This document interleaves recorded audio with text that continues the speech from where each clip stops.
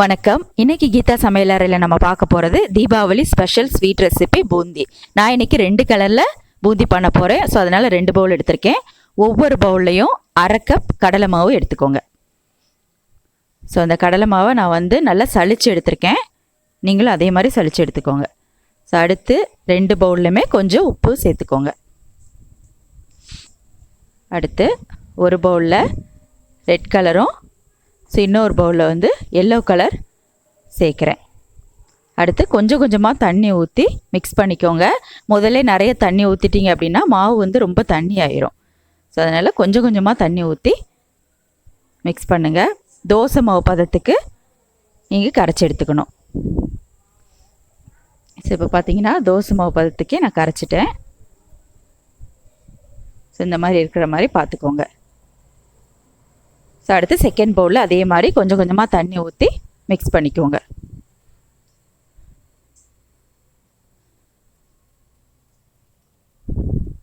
So அடுத்து எண்ணெயில் போட்டு பொரிச்சிடலாம். ஸோ இதுக்கு எண்ணெய் நல்லா காஞ்சிருக்கணும். மாவு கரெக்டான பதத்தில் இருக்கணும்.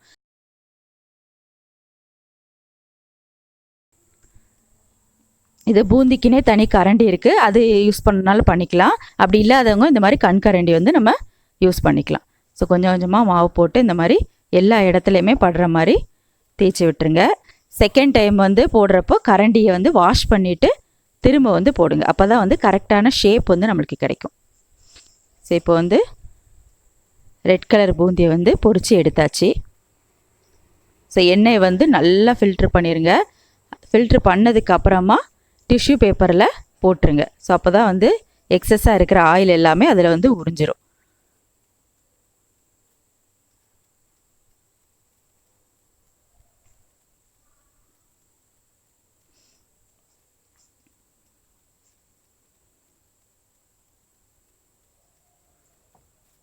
ஓகே, இப்போ ஆரஞ்சு கலரை ஃபுல்லாக பொரிச்சாச்சு. அடுத்து எல்லோ கலர். ஸோ எல்லோ கலரை நான் போடுறப்ப திரும்ப கரண்டியை நல்லா வாஷ் பண்ணியிருக்கேன். வாஷ் பண்ணிவிட்டு தண்ணி இல்லாத மாதிரி நல்லா தொடச்சிக்கோங்க. ஸோ அப்போ தான் ஒரே மாதிரி அந்த குண்டு குண்டு ஷேப் கிடைக்கும் நம்மளுக்கு. ஸோ இப்போ பார்த்தீங்கன்னாலே தெரியும், எல்லாமே ஒரே ஷேப்லேயே நம்மளுக்கு கிடச்சிருக்கு. ஸோ இது கடையில் வாங்குகிற பூந்தி மாதிரியே இருக்கும்.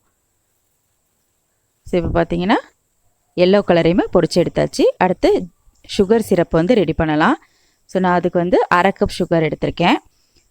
ஸோ நம்ம எப்படின்னா ஒரு கப் கடலை மாவு எடுத்தோம். ஸோ அதுக்கு அரை கப் சுகர் போதுமானது. உங்களுக்கு ஸ்வீட் கொஞ்சம் ஜாஸ்தியாக வேணால் கொஞ்சம் ஜாஸ்தியாக சேர்த்துக்கோங்க. அடுத்து 1/4 கப் தண்ணி ஊற்றிருக்கேன். 3 ஏலக்காவையும் பிச்சு போட்டிருக்கேன். ஸோ இது நல்லா கரைஞ்சி ஒரு கம்பி பதம் வரணும். ஸோ இப்போ நான் செக் பண்ணி பார்க்குறேன். ஒரு கம்பி பதம் வந்துருச்சு. ஸோ இந்த மாதிரி முறையாக வந்தாலே ஒரு கம்பி பதம் வந்துடும்.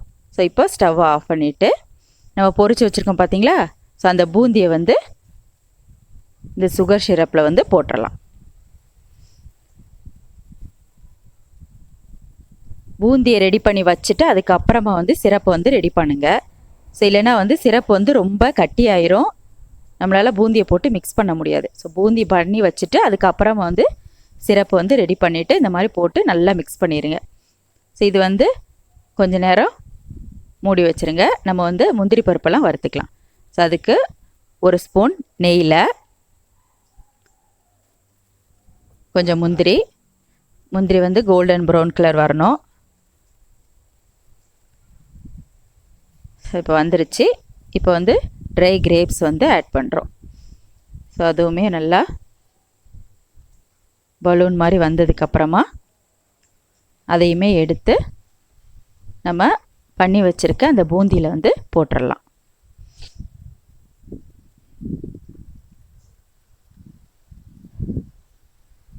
ஸோ உங்களுக்கு நெய் பிடிக்கலை அப்படின்னா நீங்கள் இதுக்கு முந்தின ஸ்டெப்போடய அப்படியே ஸ்டாப் பண்ணிடலாம். ஸோ இது போட்டால் இன்னும் கொஞ்சம் நல்லாயிருக்கும். ஸோ இப்போ அந்த ரெடி பண்ணியிருக்க முந்திரியை இதில் ஆட் பண்ணியாச்சு. ஸோ இன்னுமே சுகர் சிரப்பு கீழே கொஞ்சம் இருக்குது. நம்ம இன்னும் மூடி ஒரு 5 மினிட்ஸ் வெயிட் பண்ணி பார்ப்போம். ஸோ அதுக்கப்புறம் பூந்தி அந்த சுகர் எல்லாத்தையுமே அப்சர்வ் பண்ணிடும். ஸோ ஒரு 5 நிமிஷம் வெயிட் பண்ணுவோம். க்ளோஸ் பண்ணிவிட்டு இப்போ 5 மினிட்ஸ் ஆயிடுச்சு. ஓப்பன் பண்ணி பார்த்தீங்கன்னா நல்லா பூந்தி உதிரி உதிரியாக ஆயிடுச்சு. அந்த சுகர் சிரப்பு எல்லாத்தையுமே அப்சர்வ் பண்ணிருச்சு.